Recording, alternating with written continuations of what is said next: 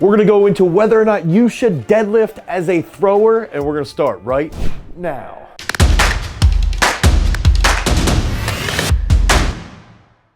So we get the question a lot here at Throws University, should throwers deadlift? And I'm this walking paradox around the deadlift. I absolutely hate it. I hate it for my athletes. I almost never use it for my athletes, but I also love it.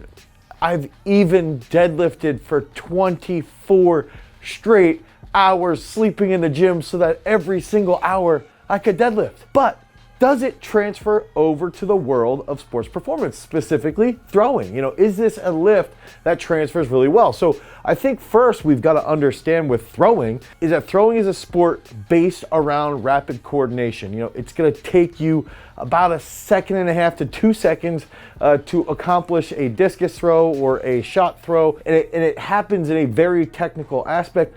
So you need to have a rapid ability to coordinate. You also need to have a lot of strength to handle the speed behind accelerating the implement and hitting these monster positions, which ultimately will lead to these monster throws. So the question comes back to, does the deadlift, and if we're thinking about the deadlift, think about the conventional position or even think about the sumo position, does it transfer really well? And how can we even use it if we wanted to use it? So that first key factor is that we have to understand what characteristic does deadlifting improve. So when we break down programming, we break it down, at least at Throws University and at Garage Strength, we're gonna break it down where there's technical coordination, there's absolute strength movements, there's structural integrity movements that might be accessories, and then there's trunk movements, okay? So inside of that realm of characteristics, it's going to improve absolute strength. Absolutely, okay? So yes, it will absolutely improve absolute strength. There's no question about that. And that means if I keep getting stronger and stronger with the deadlift, my top end of absolute strength will continue to improve. That's 100% fact. The next big question is, and I would like to put these two together, is this a movement that's necessary? And is this a movement that transfers really well? So this is where there's a massive gray area. Okay, so I like to look at all training through this lens of transfer. And this has a lot to do with who influenced me in training myself, and that was Dr. Anatoly Bondarchuk.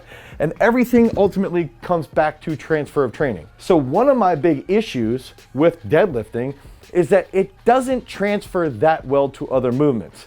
For example, if I have a front squat and I improve my front squat from 200 kilos to 240 kilos, likely my back squat will improve, my clean will improve, my power clean will improve, my snatch and power snatch will improve, and very likely because of the global increase in absolute strength, even things like my bench press, my push press, my behind the neck jerk, my front jerk, all these movements are going to improve solely because my front squat improves. Similarly, if I improve my back squat, likely my clean, my snatch, my behind the neck jerk, my front jerk, all of these other exercises will also improve. Now, that transfer from especially a sumo or a conventional deadlift does not abide and it does not carry over as well. I'll use an example where we've had athletes like Sam Mattis who front squatted 235 kilos and he will deadlift once a year for fun at the Pennsylvania Power Fest, and he'll PR his deadlift without actually doing it, but he's improving it. He's deadlifting 700 plus pounds because he's doing other movements that transfer well to the deadlift. Now, if we spent all that time focusing on increasing his deadlift, it's not necessarily going to transfer back over. Even think about the clean. If I have a conventional position, I want to have a rounded back when I'm pulling in the deadlift. Contrary to popular belief, if we set with a semi-rounded back, that's the best way to pull a deadlift. That's the deadlift technique that we want. So if that happens, it's not going to be the same technique that we want to see when you're pulling a clean, when you're pulling a snatch, even when we're grounding in the middle with a shot or a discus. So that's where that transfer of training tends to drop off a little bit. And so that leads us into the question, is it necessary? It's really not that necessary because we have other movements that transfer really, really well. So we have a back squat, we have a single leg squat, we have a front squat.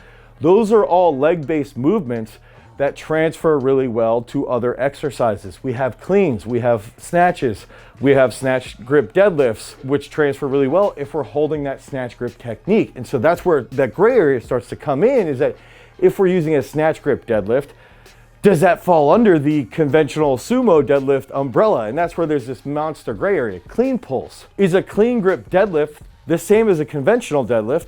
No, typically a conventional deadlift will be done with a slightly rounded back, very slightly rounded back. Typically, a clean grip deadlift will be done with clean technique, okay? So we're gonna have more of an arch, and our knee pattern is gonna be similar to our clean technique.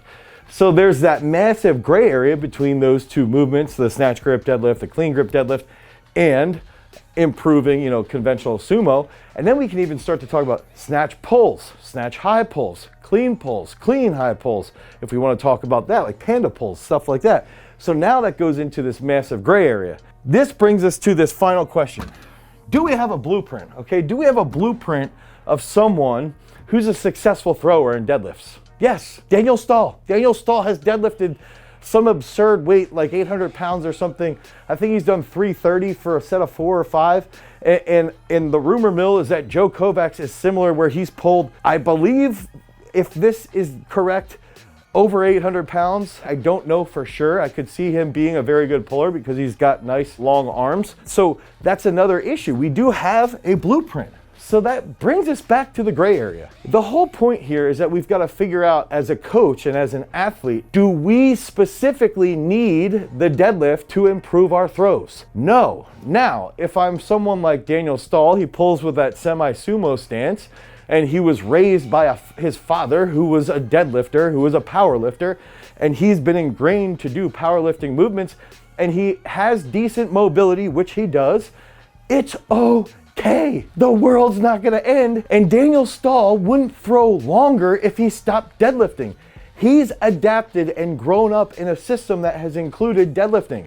And I believe, by all accounts, some of his teammates don't deadlift at all, and they're just as good. They're very good athletes as well. So it's one of those questions that we shouldn't get so hung up on the minutia, the gray area, but instead figure out, okay, if you have grown up in a system with deadlifting and your mobility is okay, you're really good at accelerating, you have a high rate of coordination, then continue to deadlift as long as you're taking care of those problem areas. And when problems arise, maybe you back off a little bit, you treat the problem, and then you bring deadlifts back in. If you haven't done that and your system doesn't include deadlifts, it's perfectly fine. That's also a means to be successful. So I think the underlining story here is that the deadlift is not this horrible lift. It's not a lift that I would recommend for someone who's 16 years old who really wants to throw further. I don't think that younger kids need to deadlift to throw further. I think we can introduce weightlifting movements like snatch, like clean, like front squat, like back squat, and those movements will blow them up quicker. But if they're in a powerlifting system, by all means, they can still have success. So hopefully that provides a little bit of clarity. If you're struggling with whether or not you should deadlift and you need some help, some guidance with strength training, click on the link down below, head over to throwsuniversity.com, and you can pick up a program specifically built to help you become one of the best throwers that you can possibly be. You might have deadlifts, you might not. Whatever it is, we can help you accomplish those goals. Until next time, guys, peace.